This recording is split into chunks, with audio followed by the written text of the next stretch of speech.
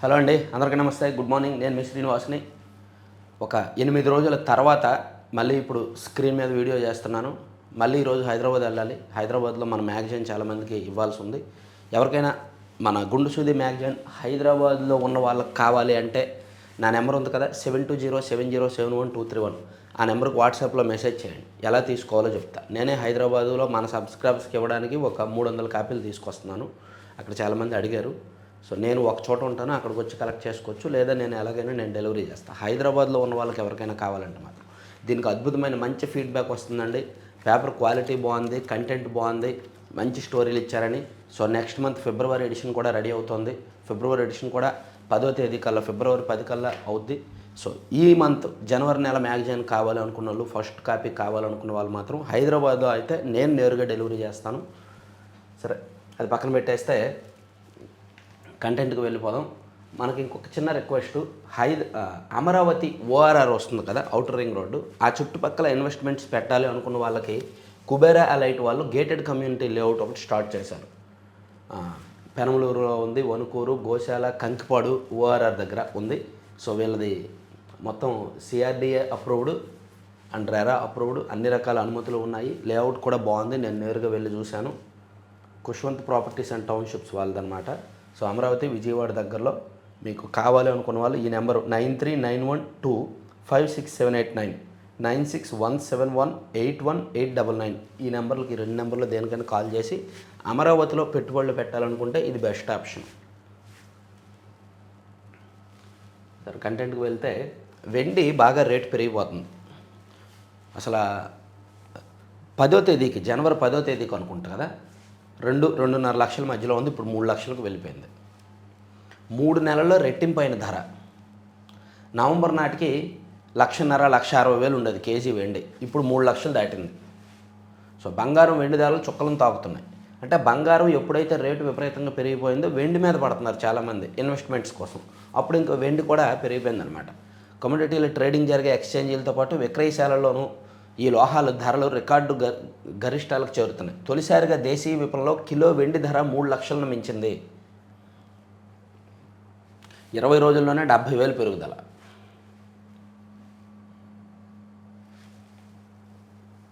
అలాగే కాకినాడ జిల్లాలో private travels bus ఒకటి నిద్రమత్తు కారణంగా, ఆ ప్రైవేట్ ట్రావెల్స్ బస్సు డ్రైవర్కి నిద్రమత్తు కారణంగా కాస్త సైడ్ ట్రాక్ పెట్టాడు. దాంతో 2 బస్సులు ఢీకొన్నాయి. కాకినాడ జిల్లా ఘటనలో ప్రైవేట్ ట్రావెల్స్ బస్సుకు నిద్రమత్తు. విజయనగరం జిల్లా ప్రమాదంలో ఆర్టీసీ డ్రైవర్కు ఫిట్స్ వచ్చింది. అయ్యో, డ్రైవర్ డ్రైవింగ్ చేస్తూ ఉండగా మధ్యలో మూర్ఛ వ్యాధి రావడంతో బస్సు బోల్తా పడింది. కాకినాడలోనేమో గొల్లప్రోల్ దగ్గర నిద్రమత్తు కారణంగా బస్సు బోల్తా పడింది. 35 మందికి గాయాలయ్యాయి. ఇక సీఎం చంద్రబాబు నాయుడు గారు అండ్ మంత్రులు లోకేష్ గారు అండ్ భరత్ గారు అండ్ కేంద్ర మంత్రి రామ్మోహన్ నాయుడు గారితో సహా ప్రముఖులు, అధికారులు కొంతమంది టీం అంతా కూడా దావోస్ వెళ్ళారు పెట్టుబడులను ఆకర్షించడానికి అండ్ పెట్టుబడిదారులతో మీటింగ్ కోసం. అక్కడ ప్రపంచ పెట్టుబడిదారుల సదస్సు జరుగుతోంది. అలాగే అక్కడ నిన్న స్విట్జర్లాండ్లోని జ్యూరిచ్లో తెలుగు డయాస్పోరా మీటింగ్ జరిగింది. వాళ్ళతో సీఎం గారు మాట్లాడారు. ఉద్యోగాలు ఇచ్చే స్థాయికి తెలుగువారు ఎదగాలి, దంపతుల్లో ఒకరు ఉద్యోగం మరొకరు వ్యాపారం చేయాలి, ఏపీలో పెట్టుబడులు పెడితే స్వాగతిస్తాం, విదేశాల్లో వ్యాపారం చేస్తామన్నా సరే గైడ్ చేస్తాం. జ్యూరిచ్ తెలుగు డయాస్పోరా సమావేశంలో ముఖ్యమంత్రి చంద్రబాబు భార్యాభర్తల్లో ఒకరు ఉద్యోగం చేస్తే మరొకరు వ్యాపారం చేయాలని విదేశాల్లో స్థిరపడిన తెలుగువారికి ముఖ్యమంత్రి చంద్రబాబు సూచించారు. తెలుగువారు ఉద్యోగాలు చేసేవారిగా కాకుండా ఉద్యోగాలు ఇచ్చేవారిగా ఎదగాలని ఆకాంక్షించారు. వ్యాపార, వాణిజ్య రంగాల్లో ప్రవేశించాలని ఆశించే ఎన్ఆర్టీలకు సహకరిస్తాం. 50 కోట్లతో AP NRT non resident Telugu corpus fund ఏర్పాటు చేస్తున్నాం. ఏపీలో ఎన్నో అవకాశాలు ఉన్నాయి, వచ్చి పెట్టుబడులు పెడతామంటే స్వాగతిస్తాం, విదేశాల్లో వ్యాపారం చేస్తామంటే చేసుకోండి. ప్రభుత్వం తరపున రతన్ టాటా ఇన్నోవేషన్ హబ్ ద్వారా గైడ్ చేస్తాం. కొంచెం కొత్తగా ఆలోచిస్తే పారిశ్రామికవేత్తలుగా రాణిస్తారు అని ఉద్బోధించారు. చాలా మంచి మాట చెప్పారు. కొంచెం కొత్తగా ఆలోచిస్తే చాలు, పారిశ్రామికవేత్తగా రాణించవచ్చు. చాలా అవకాశాలు ఉన్నాయి. డబ్బు సంపాదించడం చాలా సులువు. న్యాయంగా, నిజాయితీగా ఒక్కొక్క మెట్టు ఎక్కుతూ చట్టబద్ధంగా సంపాదించడం చాలా సులువు. కాకపోతే కొత్తగా ఆలోచించాలి. ఎప్పుడూ ఆలోచనలకు పదును పెడుతూ ఉండాలి. అదే సీఎం గారు చేసేది. ఎక్కడైనా సరే గెలవడం సులువే, ఆ గెలుపు నిలబెట్టుకోవడం కష్టం. ఇక దావోస్ మ్యాన్ చంద్రబాబు సీఎంను కొనియాడిన ఈరోస్ సంస్థ చైర్మన్ కిషోర్ లుల్లా. ఏఐతో లింక్డ్ఇన్ స్టైన్ అభివృద్ధి. ఆ దేశ ప్రతినిధులతో భేటీ అవుతా. జ్యూరిక్ పర్యటనలో సీఎం చంద్రబాబు. స్విట్జర్లాండ్లో భారత రాయబారి మృదుల్ కుమార్తో భేటీ. సో ఇది ఆయన దావోస్ పర్యటనను ఇక్కడ రాశారు. ఈవెన్ ఆంధ్రజ్యోతిలో కూడా హైలైట్ చేశారు. ఇదిగోండి, విదేశీ విద్య గ్యారంటీ 4% వడ్డీతో విద్యా రుణాలు. చదువుకోవాలనుకునే ప్రతి ఒక్కరిని చదివిస్తాం. 50 కోట్లతో ఎన్ఆర్టీల కోసం కార్పస్ ఫండ్. పెట్టుబడుల కోసం మంత్రులకు నాకు మధ్య పోటీ. ఫలితమే దేశానికి వచ్చిన పెట్టుబడుల్లో 25% ఏపీకి. విద్యుత్ సంస్కరణలతోనే రాష్ట్రానికి డేటా సెంటర్లు. అన్ని రంగాల్లో తెలుగువారు అభివృద్ధి సాధించాలి అని జ్యూరిచ్ యూరప్ తెలుగు డయోస్ఫెరా సమావేశంలో సీఎం చంద్రబాబు నాయుడు గారు, అలాగే నారా లోకేష్ గారు మాట్లాడిన అంశాలు కూడా చూడొచ్చు. ఏపీలో టీం 11 ఉంది, అర్థమైందా రాజా? అదో ఏడుపుగొట్టు టీం. పెట్టుబడులు తీసుకొస్తామంటే ఏడుస్తారు, ఏ మంచి చేసినా ఏడుస్తారు. చంద్రబాబును చూసి రాష్ట్రానికి కంపెనీలు వస్తే క్రెడిట్ మాత్రం ఏడుపుగొట్టు టీం తీసుకోవాలని అనుకుంటుంది. టీం 11 ముఖం చూసి ఎవరైనా రాష్ట్రంలో పెట్టుబడులు పెట్టడానికి వస్తారా? క్రెడిట్ చోరీ అంటూ టీం 11 గొగ్గోలు పెడుతుంది.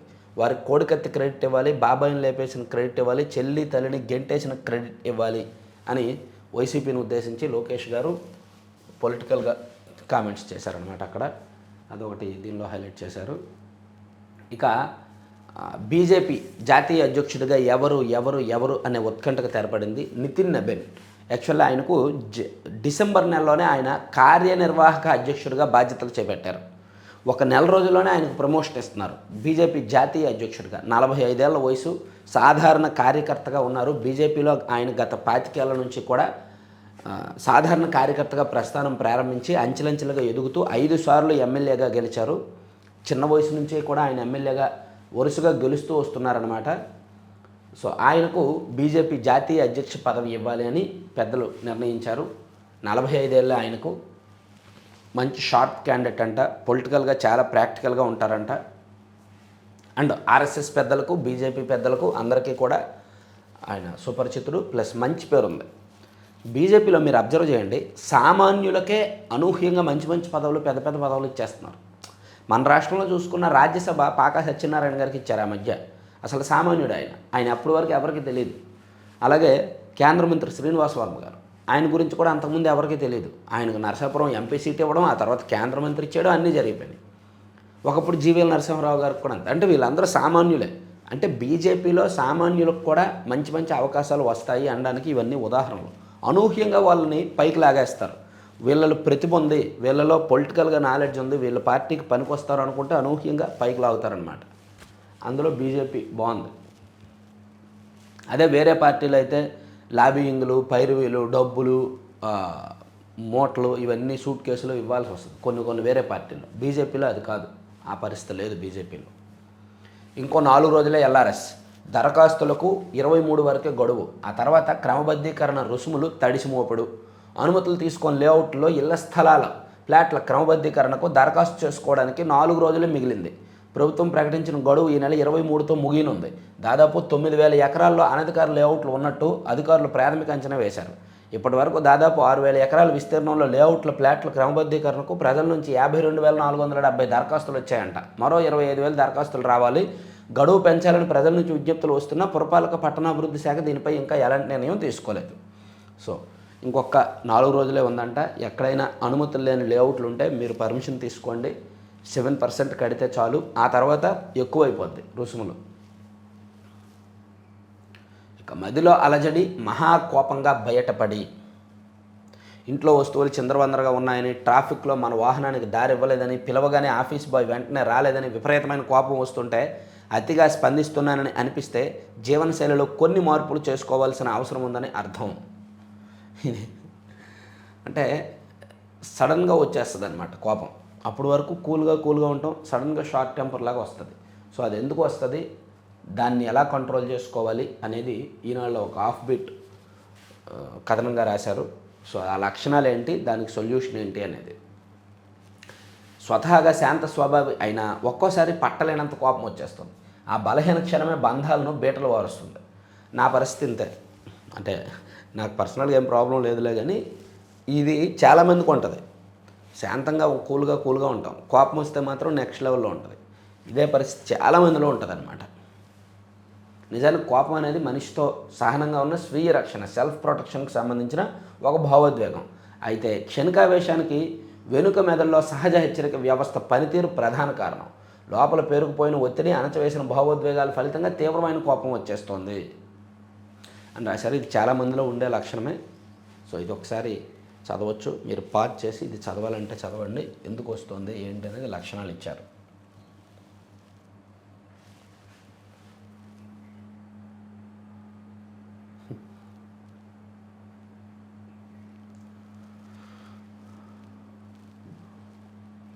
రెండు బస్సులు బోల్తా. అయ్యో గజరాజు, వేటగాళ్ళు పెట్టిన విద్యుత్ తీగలు తగిలి ఏనుగు మృతి. అయ్యయ్యో, వేటగాళ్ళు అమర్చిన విద్యుత్ తీగలు తగిలి ఏనుగు మృతి చెందిందంటండి, భారీ ఏనుగు. ఇక అద్దె ఖాతాలతో మోసానికి క్లాస్మేట్స్తో జట్టు కట్టిన సూర్య. మరో 2 నిందితుల అరెస్టు, రిమాండ్. 300 ఖాతాల వివరాలు ఫిలిప్పీన్స్కు చేరవేత.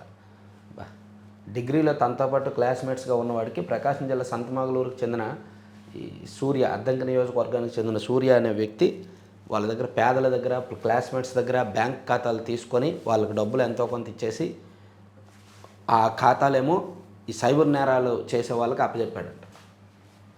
ఇది ఒక పెద్ద స్కామ్ తెలుసా దేశంలో. అనామకులు, పేదలు, గవర్నమెంట్ హాస్పిటల్లో ఉన్న వాళ్ళు ఎక్కడో ఒక దగ్గర కనిపిస్తే వాళ్ళ పేరు మీద బ్యాంకుకి తీసుకెళ్ళి వాళ్ళ ఆధారు, పాన్ కార్డుతో బ్యాంక్ అకౌంట్ ఓపెన్ చేసి ఆ బ్యాంక్ అకౌంట్ క్రెడెన్షియల్స్ అన్నీ వీళ్ళ దగ్గర పెట్టుకుంటారు. వాళ్ళకి దానికి గాను ఒక 5,000 10,000 ఇచ్చి పంపించేస్తారు. ఆ అకౌంట్ అంతా మెయింటైన్ చేసేది వీళ్ళు, సైబర్ నేరగాళ్ళు. సో అందులో ఈ సూర్య ఆరితేరేడు అని రాస్తున్నారు. ఇక నిష్క్రమించిన ఈశాన్య ఋతుపవనాలు. ఇక భూ సమస్య పరిష్కరించడం లేదంటూ యత్నం. వైకాపా జడ్పీటీసీ సభ్యుడు ఆక్రమించారని బాధితుడి ఫిర్యాదు. చిత్తూరు కలెక్టరేట్లో ఘటన. తన భూ సమస్యను అధికారులు పరిష్కరించడం లేదన్న ఆవేదనతో చిత్తూరు జిల్లా వెదురుకుప్ప మండలం మాంబేడు పంచాయతీ గరిగద్వాన గ్రామానికి చెందిన నాగరాజు సోమవారం కలెక్టరేట్ వద్ద ఒంటిపై కిరోసిన్ పోసుకొని యత్నం చేశారంట.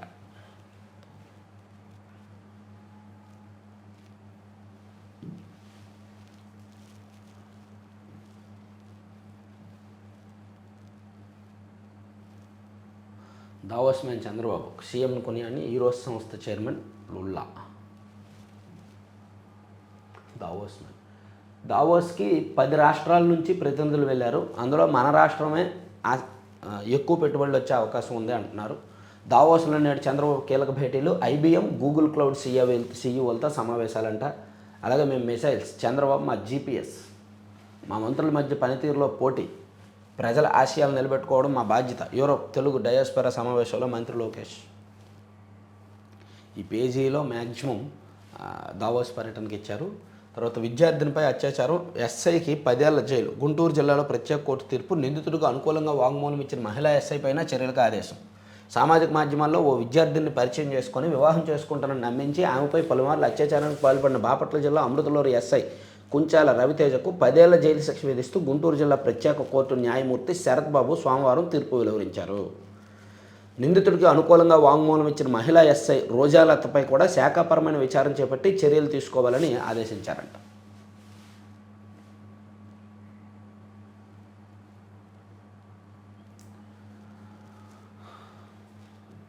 పోలీసు ఉన్నతాధికారి రాసలీల వీడియో కలకలం.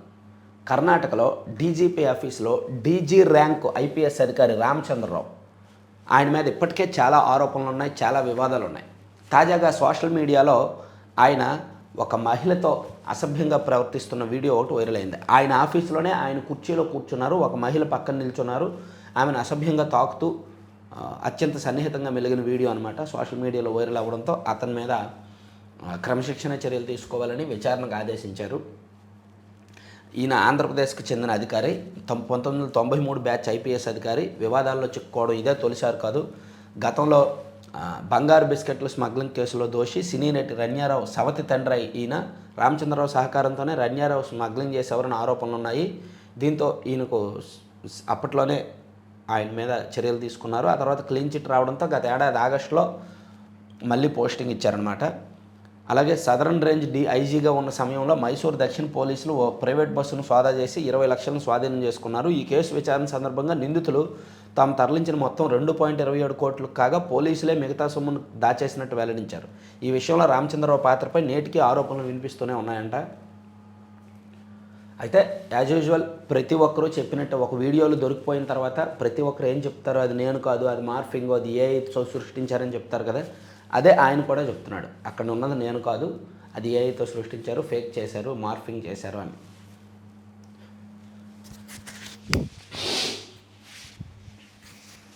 వైకాపా హయాంలో మెప్మా నిధుల మేత, నేతలు అధికారులు కుమ్మక్కే 1.22 కోట్లు స్వాహ, రుజువులు చూపించిన వైకాపా ఎంపీ బోస్. ఎస్, సుభాష్ చంద్రబోస్. వైఎస్ఆర్ కాంగ్రెస్ పార్టీలో నాకు నచ్చిన కొంతమంది నాయకుల్లో ఆయన కూడా ఒకరు, సుభాష్ చంద్రబోస్ గారు. ఆయన మాట తీరు కానీ, ఆయన క్రమశిక్షణ కానీ, ఆయన పద్ధతి కానీ చాలా బాగుంటుంది. కాకపోతే ఓడిపోతున్నారు అనుకోండి, అది వేరే విషయం. డాక్టర్ బిఆర్ అంబేద్కర్ కోనసీమ జిల్లా రామచంద్రపురం పురపాలక సంఘానికి చెందిన మెప్మా నిధులు 1.22 కోట్లను వైకాపా పాలనలో నాటి అధికార పార్టీ నేతలు, అప్పటి పురపాలక కమిషనర్, గుత్తేదారులు దోచేశారని పార్టీ రాజ్యసభ సభ్యుడు పిల్లి సుభాష్ చంద్రబోస్ సంచలన ఆరోపణలు చేస్తూ దానికి సంబంధించి ప్రూఫ్స్ కూడా బయటపెట్టారు ఆయన. మంచి మాటలు చెప్ప మళ్ళీ వచ్చిన వేమన. ఏఐ సాంకేతికతతో పిల్లలతో మాట్లాడిన ప్రజాకవి శ్రీ సత్యసాయి జిల్లాలో జయంతి వేడుక. షీప్ ఫుట్ రోలింగ్తో సత్ఫలితాలు, ప్రధాన డ్యాం పనుల్లో వినియోగించండి, పోలవరం అధికారులకు విదేశీ నిపుణుల సూచన. మధ్యవర్తిత్వ నిర్వహణలో న్యాయవాదులతో కీలక పాత్ర, హైకోర్టు న్యాయమూర్తి జస్టిస్ మానవేంద్ర రాయ్. న్యాయవాదులకు శిక్షణా తరగతులు ప్రారంభం. బతికొండగానే మరణ ధృవీకరణ పత్రం. రాజధాని సమీపంలో 20 కోట్ల విలువైన పొలం కొట్టేసిన వైనం, వైకాపా నాయకులు సహకారం. రాజధాని సమీపంలో భూముల ధరలు చుక్కలు నడుతున్నాయి. దీంతో వీలైన వాటిని అక్రమంగా కాజేయడానికి కొందరు ఎంతకైనా తెగిస్తున్నారు. ఒక భూమికి సంబంధించి యజమాని బతికొండగానే అతని మరణ ధృవీకరణ పత్రంతో సుమారు 20 కోట్ల విలువైన 9.5 ఎకరాల భూమిని కాజేసేందుకు చేసిన ప్రయత్నం తాడికొండలో వెలుగులోకి వచ్చిందంట. ఇక మరో విషయం ఏంటంటే, పొద్దున్న ధాన్యం కొంటే సాయంత్రానికల్లా డబ్బులు వేసేస్తారంట.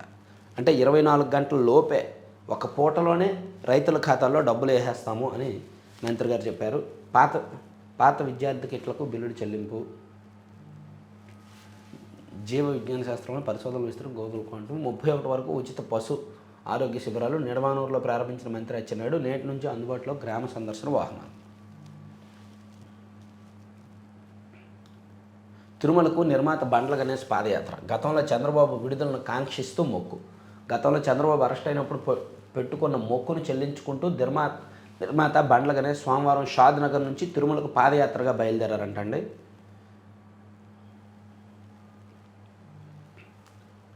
సో ఇవి ఈనాళ్ళ అంశాలు పక్కన పెడదాం, సాక్షికి వెళ్దాం. మళ్ళీ చెప్తున్నానండి, హైదరాబాద్లో ఉన్న మన సబ్స్క్రైబర్స్ ఎవరైనా సరే నేరుగా నన్ను కలిసి మ్యాగజైన్ తీసుకోవచ్చు. దానికి సంబంధించిన రుసుము పే చేసి. సో ఇది మ్యాగజైన్లో కంటెంట్ మేబీ మీరు చూసే ఉంటారు. అన్ని అంశాలు, చాలా అంశాలు కవర్ చేసాం. సో కొత్తగా ఉంది, మంచి ఫీడ్బ్యాక్ వస్తుంది. సో ఆ ఫీడ్బ్యాక్ వల్లనే అదనంగా కొన్ని కాపీలు మళ్ళీ ప్రింట్ చేయించాము. ఫస్ట్ నెలలో రిలీజ్ చేసిన ఫస్ట్ నెలలోనే 25,000కు పైగా కాపీలు ప్రింట్ చేయించి డెలివరీ చేయడం మామూలు విషయం కాదు. సో అందులో మనం సక్సెస్ అయ్యాం. అందులో మీ పాత్ర ఉంది. హైదరాబాదు ఆ దగ్గరలో వల్ల అయితే నేను హైదరాబాద్లో ఈరోజు రేపు ఉంటాను. ఎవరికి కావాలన్నా 7207071231 నెంబర్కి మెసేజ్ చేసి కాల్ చేయొద్దు, ఓన్లీ వాట్సాప్లో మెసేజ్ చేయండి చాలు, నేరుగా నేనే ఇస్తాను. ఇక పోలీసుల నిర్లక్ష్యంతోనే సాల్మన్ కేసు తెలుసు కదా, పల్నాడు జిల్లాలో. పల్నాడు జిల్లా గురించి యాక్చువల్లీ నేను సెపరేట్ వీడియో చేశాను, ఈరోజు రిలీజ్ చేస్తాను. గురజాల నియోజకవర్గం అయింది. సాల్మన్ కుటుంబానికి అంటే ఆ గ్రామంలో పరిస్థితి ఎలా ఉంటుందంటే, పిన్నెల్లి గ్రామంలో దాదాపుగా ఒక 200కు పైగా కుటుంబాలు వైసీపీ అధికారం కోల్పోవడంతో వెళ్ళిపోయారు. గతంలో వైసీపీ అధికారంలో ఉన్నప్పుడు వైసీపీ వాళ్ళు ఊర్లో ఉండి టీడీపీ వాళ్ళు వెళ్ళిపోయారు. కూటమి అధికారంలోకి వచ్చాక టీడీపీ వాళ్ళు ఊర్లో ఉండి వైసీపీ వాళ్ళు వెళ్ళిపోయారు. మాచర్ల, గురజాల అండ్ నరసరావుపేట ఈ 3 నియోజకవర్గాల్లో కొన్ని గ్రామాల్లో అదే పరిస్థితి ఉంటుంది. వాళ్ళు మళ్ళీ ఊర్లోకి వస్తే రాజకీయ కక్షతో వేసేస్తారు. అదే జరిగింది. ఇందులో ప్యూర్లీ రాజకీయ కోణం ఉంది. సాధారణంగా రాజకీయ కక్షలకు ఇంతవరకు వెళ్ళరు, మనిషిని చంపుకునేంత వరకు రాజకీయ కక్షలు వెళ్ళవు. కానీ పల్నాడు ప్రాంతంలో మాత్రం పగల అలా పెట్టుకొని మనసులో పెట్టుకొని అదే కులం వాళ్ళు దాయాదులే చంపేసుకుంటారు. గతంలో వైసీపీ అధికారంలో ఉన్నప్పుడు మాచర్ల దుర్గి అటు జరిగింది అదే, ఇప్పుడు జరుగుతున్నది అదే. సో ఈ విషయంలో ప్రభుత్వం జాగ్రత్తలు తీసుకోవాలి. ఎవరైతే ఊళ్ళు వదిలేసి ప్రాణభయంతో వెళ్ళిపోయారో వాళ్ళందరినీ తీసుకొచ్చి వాళ్ళకి రక్షణ కల్పిస్తే మంచిది. రాజకీయాలకు సంబంధం లేకుండా, పార్టీలకు సంబంధం లేకుండా. సో వైసీపీ వాళ్ళు గట్టిగానే ఫైట్ చేస్తున్నారండి. పోలీసుల నిర్లక్ష్యంతోనే సాల్మన్ ఈ దారుణంపై సిబిఐ విచారణ జరిపించాలి, కారకులైన పోలీసులపై చర్యలు తీసుకోవాలి. సాల్మన్ కుటుంబానికి 1 కోటి నగదు, 5 ఎకరాల పొలం, ఒక ప్రభుత్వ ఉద్యోగం ఇవ్వాలి. వైఎస్ఆర్సీపీ నాయకుల డిమాండ్. ఎస్సీలపై జరుగుతున్న దాడులపై వినతిపత్రం ఇచ్చేందుకు డీజీపీ కార్యాలయానికి వెళ్ళిన వైఎస్ఆర్సీపీ నేతలు ఎస్సీలని ఎస్పీలపై రాశారు. ఇక పంటల బీమా ఫట్ ఉచితం పోయింది, స్వచ్ఛందం బోటకం. చంద్రబాబు సర్కారు నిర్వాకాలు, అన్నదాతల పాలిటి శాపాలు. ఏపీని బ్లాక్లో పెట్టేసిన ఇన్సూరెన్స్ కంపెనీలు. ప్రభుత్వం పాత బకాయిలు చెల్లించకపోవడంతో బీమాకు నో. ప్రస్తుతం రబీ సీజన్లో స్వచ్ఛంద నమోదు పోర్టల్ను ఓపెన్ చేయని కంపెనీలు. మన రైతులు ప్రీమియం చెల్లించేందుకు కూడా అవకాశం ఇవ్వని వైనం. గద్దెనెక్కగానే ఉచిత పంటల బీమాను అటకెక్కించిన చంద్రబాబు సర్కారు. రైతులను భాగస్వామ్యం చేసేందుకు అంటూ తెరపైకి స్వచ్ఛంద పంటల బీమా. సో ఇది పంటల బీమాని ఎగ్గొట్టారని సాక్షిలో ఒకటి రాశారు. తర్వాత ఆంధ్రజ్యోతికి భూ నజరానా, ఇది ఒకటండి. ఆంధ్రజ్యోతి వాళ్ళకి ప్రభుత్వం తక్కువ రేటుకి రాయితీలో భూమి ఇచ్చేసింది. 15 కోట్ల విలువైన భూమి, ఏపీహెచ్బి భూమి 50 సెంట్లు, ప్రభుత్వ భూమి 24 సెంట్లు కేటాయింపంట. తొలుత విశాఖ పరదేశీ పాలనలో విలువైన 74 సెంట్లు కేటాయింపు నిబంధనలకు విరుద్ధమని తేలడంతో 2020లో ఈ కేటాయింపులు రద్దు. చంద్రబాబు ప్రభుత్వం వచ్చాక ఆ భూమి బదులు మరో భూమి కోరిన ఆంధ్రజ్యోతి. దీంతో ఏపీహెచ్బి భూమి 50 సెంట్లు, ప్రభుత్వ భూములు 24 సెంట్లు కేటాయింపు. ఏపీహెచ్బికి భూ మార్పిడి కింద మరో చోట 64 సెంట్లు. సో విశాఖపట్నంలో హౌసింగ్ బోర్డు ప్రాంతంలో ఉన్న 50 సెంట్లు, అలాగే ప్రభుత్వ భూమి 24 సెంట్లు కలిపి ఆంధ్రజ్యోతికి ఇచ్చారు. ఇలా పత్రికలకు భూములు ప్రభుత్వం రాయితీలో ఇవ్వడం సహజమే, కానీ ఇదిలో కొన్ని చట్టాలు ఉంటాయి, కొన్ని నిబంధనలు ఉంటాయి అన్నమాట. ఆ నిబంధనలకు విరుద్ధంగా ఇస్తే మాత్రం తప్పే. ఇక్కడ నిబంధనలకు విరుద్ధంగా ఇచ్చారనేది వీళ్ళ వాదన. అంటే ఆ పత్రిక ఆఫీసు ఉందా లేదా, వాళ్ళకి అవసరం ఎంతవరకు ఉంది, ఎంత ఇవ్వచ్చు, ఏ రేట్లో ఇవ్వచ్చు, ఇవన్నీ నిర్ణయించాలి. కానీ విశాఖపట్నంలో భూ కేటాయింపుల విషయంలో మాత్రం తప్పులు దొరుకుతూనే ఉన్నాయి. తాజాగా ఇది మరో తప్పు. టీవీ5 టీడీపీకి భజన చేసిందని టీవీ5 చైర్మన్కు టీటీడీ చైర్మన్ పదవి ఇచ్చారు. సరే, ఆయన అదే ప్రాంతం కాబట్టి, వెంకటేశ్వర స్వామి భక్తుడు కాబట్టి స్వతహాగా ఆయనకి ఇవ్వడంలో తప్పు లేదు అనుకున్నాం. ఆంధ్రజ్యోతి టీడీపీకి అనుకూలంగా ఉంది కాబట్టి వాళ్ళకి రాయితీలో సబ్సిడీలో భూమి ఇచ్చేశారు, విలువైన భూమి ఇచ్చారు. మరి దీన్ని తప్పు పట్టాలా వద్దా? ఇక మద్యం అక్రమ కేసులో మోహిత్కు భారీ ఊరట. గతంలో ఇచ్చిన మధ్యంతర ముందస్తు బెయిల్ నిరవధిక పొడిగింపు. తదుపరి ఉత్తర్వులు జారీ చేసే వరకు అమలులో ఉంటుందన్న సుప్రీంకోర్టు ధర్మాసనం. కౌంటర్కు మరో 2 నెలలు గడువు కోరిన సిట్పై అసహనం. ఉద్దేశపూర్వకంగా జాప్యం చేసేందుకే ఇలా చేస్తున్నారని మండిపాటు. కాలయాపన కోసమే సిట్ పదే వాయిదాలు కోరుతోందని ఘాటు వ్యాఖ్య. మద్యం కేసులో ఆల్రెడీ చెవిరెడ్డి భాస్కర్ రెడ్డి గారు అరెస్ట్ అయ్యారు. మోహిత్ రెడ్డి గారు ముందస్తు బెయిల్ మీద ఉన్నారు. ఆ ముందస్తు బెయిల్ను హైకోర్టు పొడిగించిందనమాట. వెండి రేటు పెరిగింది, అది తర్వాత బకాయిలు ఎవరు, గౌరవ వేతనం పెంచరు. ఎంపీటీసీ జెడ్పీటీసీలకు మొండి చేయి. ఎన్నికలు ఎప్పుడు పెంచుతామంటూ చంద్రబాబు పవన్ హామీ. అధికారంలోకి వచ్చాక నిధులు ఇవ్వని కూటమి సర్కార్. ఎంపీటీసీలకు 56 కోట్లు, జెడ్పీటీసీలకు 11 కోట్లు బాకీ. 19 నెలల గౌరవ వేతనం చెల్లించాల్సిన పరిస్థితి.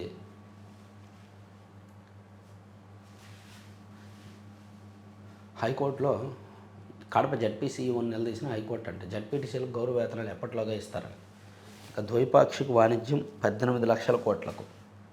యూఏఈ అండ్ ఇండియా, ఈ 2 దేశాల మధ్య ద్వైపాక్షిక వాణిజ్యం 18 లక్షల కోట్లు అంటే $200 బిలియన్ పెంచుకోవాలని ఈ 2 దేశాలు తీర్మానించాయి. వినుకొండ బస్టాండ్లో తొక్కిసలాట. పల్నాడు జిల్లా వినుకొండ ఆర్టీసీ డిపోలో బస్సు ఎక్కేందుకు ఒకేసారి వందలాది మంది ప్రయాణికులు పోటీ పడడంతో తొక్కిసలాట జరిగింది. ఇక కరూరులో తొక్కిసలాట ఘటనపై నటుడు విజయ్ను సిబిఐ అధికారులు 6 గంటలకు పైగా ప్రశ్నించారు. రెండోసారి ఈయన విచారణకు హాజరయ్యాడు. గతంలో కూడా వారం రోజుల కిందట విచారణకు వెళ్ళినప్పుడు ఆఫీస్ బయట చాలాసేపు ఉంచారు. ఒక రకంగా మానసిక క్షోభ అనమాట. 2 హైస్పీడ్ రైళ్లు స్పెయిన్లో ఘోర రైలు ప్రమాదం జరిగింది. 2 హైస్పీడ్ రైళ్లు ఢీకొనడంతో 39 మంది మరణించారు. వాణిజ్య యుద్ధం మంచిది కాదు. సరే, ఇది పక్కన పెడితే సాక్షి పక్కన పెడదాం, ఆంధ్రజ్యోతికి వెళ్దాం. ఆంధ్రజ్యోతిలో ఇది ఆల్రెడీ చెప్పుకున్నాం కదా, అదే వ్యధ పాత కథ. అప్పుల వలయం, ఆర్థిక విలయం. సో అప్పులు చెప్పుకున్నాం కదా, వైసీపీ హయాంలో ఎలా అయితే అప్పులు చేశారో అడ్డగోలుగా నిబంధనలకు విరుద్ధంగా, కూటమి ప్రభుత్వం వచ్చాక కూడా అవే అప్పులు కొనసాగుతున్నాయి, తప్పట్లేదు. అన్ని రకాల ఆదాయం కలిపితే 1,50,000 కోట్లు. అది వడ్డీలు అసలు చెల్లింపు జీతాలు పెన్షన్లకే సరే. పథకాలు అభివృద్ధి ఇతర ఖర్చులకు అప్పులే గతి. అప్పుల రీపేమెంట్లు ఏడాదికి 75,000 కోట్లు. జీతాలు పెన్షన్లు మరో 75,000 కోట్లు. డిసెంబర్ నాటికే 1,00,000 కోట్లు దాటేసిన అప్పు.